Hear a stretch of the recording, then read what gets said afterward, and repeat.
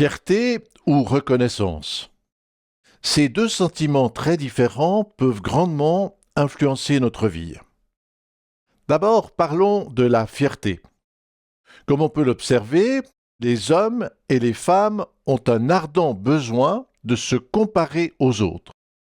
Beauté, richesse, habits, performance, statut social. Cet esprit de compétition s'exerce dans la famille, à l'école, au travail et dans les autres cercles. Comme le constatait le sage Ecclésiaste dans la Bible, il y a 3000 ans, ces rivalités sociales troublent le monde. J'ai vu que tout travail et toute habileté dans le travail n'est que jalousie de l'homme à l'égard de son prochain. Les sports nous donnent un bon exemple de la compétition qui s'exerce entre les hommes. En mesurant les performances, ils permettent de se comparer.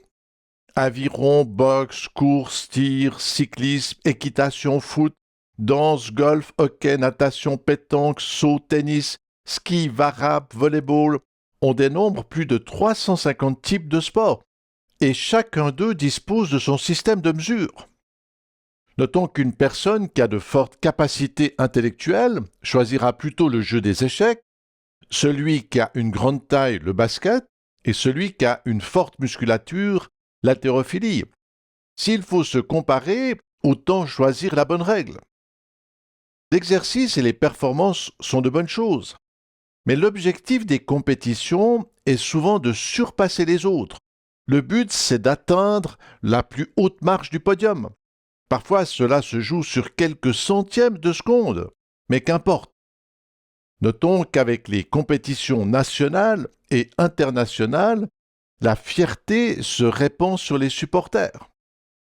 Par exemple, après avoir gagné la Coupe de football en 2018, plusieurs Français m'avaient dit très fièrement « Nous sommes les champions du monde ».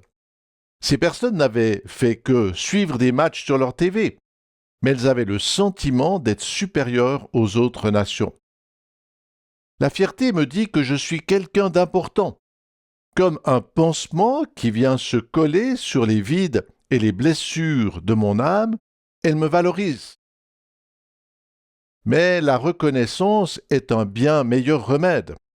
Pour cela, et contrairement à la fierté, elle m'informe que mes performances et mes capacités viennent d'une source extérieure. Que nul de vous ne conçoive de l'orgueil en faveur de l'un contre l'autre. Car qui est-ce qui te distingue? Qu'as-tu que tu n'aies reçu?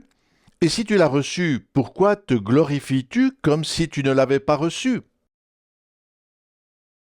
Mon corps, avec sa force physique, mes sens, mes capacités intellectuelles, créatives, artistiques, mes richesses et toutes mes réussites sont des cadeaux. Mais attention, un jour mon corps vieillira. Alors mes muscles, ma vue, mes savoirs et mes biens matériels, tout ce que j'ai finira dans la poussière et la mort. Tout nous est donné pour un temps, et toute la gloire de ce monde finit par tomber. Savoir que nous allons tout perdre donne de la valeur à ce que nous avons. Le privilège de vivre, de faire des choses, d'avoir une famille, des amis. Mesurer la générosité de Dieu me conduit à le louer et à le remercier. C'est ce que nous encourage cette belle invitation. Revêtez-vous de l'amour qui est le lien de la perfection. Soyez reconnaissants.